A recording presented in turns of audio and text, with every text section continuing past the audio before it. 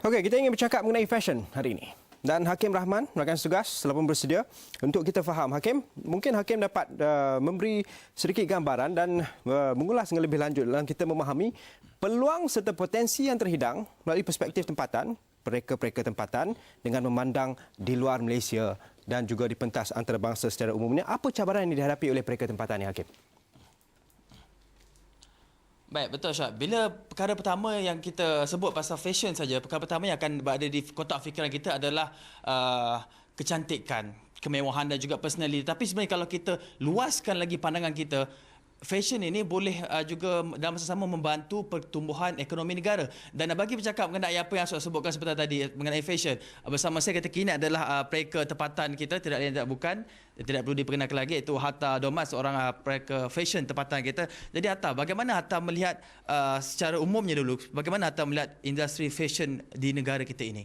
Okey, Hatta dapat perhatikan yang industri fashion kita berkembang dengan baik, yang mana kita boleh nampak ramai pereka fashion yang lahir daripada pelbagai institusi fashion, UiTM, Raffles, CTU dan sebagainya.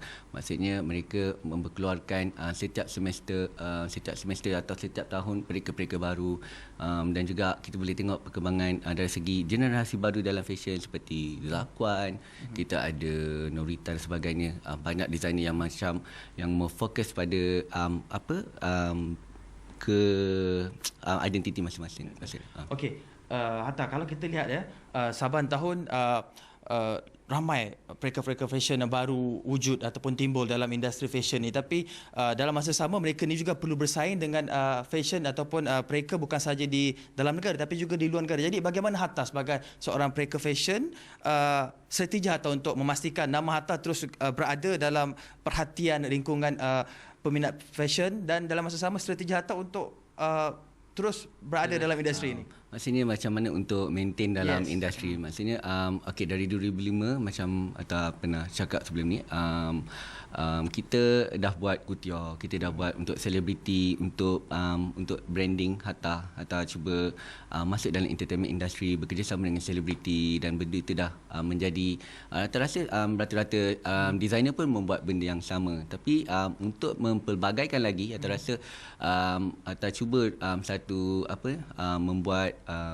rekaan ataupun kolaborasi ready to wear seperti apa yang Hatta buat dengan First Lady dan juga Tesco tahun ini, dan juga dan yang paling terbaru Hatta buat satu lagi division di mana Hatta buat koleksi lelaki ready to wear yang sama macam apa yang Hatta tengah pakai ini, betul?